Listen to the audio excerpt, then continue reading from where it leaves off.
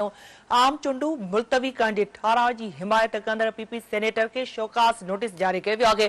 Peoples party की क्यादत पारां सेनेटर बेहरा मंद तंगी के शोकास नोटिस जारी कयो वियो आहे। आम चूंडू मुलतवी करण जी 18 जी हिमायत कंदड़ पीपी सेनेटर के शोकास नोटिस जारी कयो वियो आहे। पीपल्स पार्टी की क्यादत पारां सेनेटर बेहरा मंद तंगी के शोकास नोटिस जारी कयो वियो। अहम खबर नाज़रीन अवां सां शेयर कयूं पिया।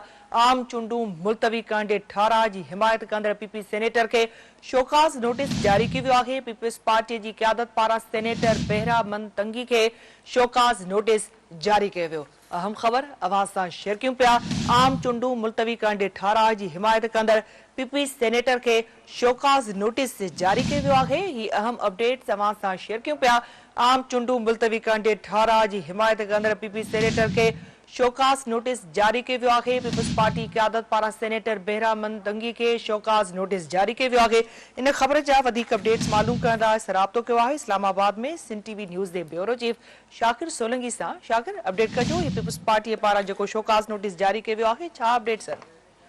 हाँ जी, बिल्कुल। पीपल्स पार्टी पारां अॼु सेनेट में चूंडू मुलतवी करण जी करारदाद जी हिमायत कंदड़ सेनेटर बहरामंद तंगीअ खे शोकास नोटिस जारी कयो वियो आहे। शोकास नोटिस आसिफ अली ज़रदारी जी हिदायत ते पीपल्स पार्टी पार्लियामेंटेरियन जे सेक्रेटरी जनरल नैयर बुखारी जारी कियो आहे ऐं इन शोकास नोटिस में बहरामंद तंगीअ खां 7 ॾींहंनि जे अंदरि जवाब तलब कयो वियो आहे, वज़ाहत तलब कई वई आहे ऐं उनखे इहो ॿुधायो वियो आहे त तव्हां पीपल्स पार्टीअ जे प्लेटफॉर्म तां टिकट तां सेनेटर थिया आहियो ऐं तव्हांखे पार्टी पॉलिसीअ जी ऐं पार्टी क़यादत जे हिदायतुनि जी ख़बर बि आहे त असांजी पॉलिसी इहा आहे त पीपल्स पार्टी 8 फरवरीअ ते आम चूंडू चाहे थी, जेको इलेक्शन कमीशन शेड्यूल ॾिनो आहे। उन जे बावजूद, ॼाण हुजण जे बावजूद तव्हां दिलावर ख़ान जी जेका करारदाद आहे चूंडू मुलतवी करण जी, उन जी हिमायत कई आहे ऐं सेनेट जे फ्लोर ते तकरीर बि कई आहे जेका पार्टी क़यादत जी हिदायतुनि ऐं पार्टी पॉलिसी जी ख़िलाफ़ वर्ज़ी आहे।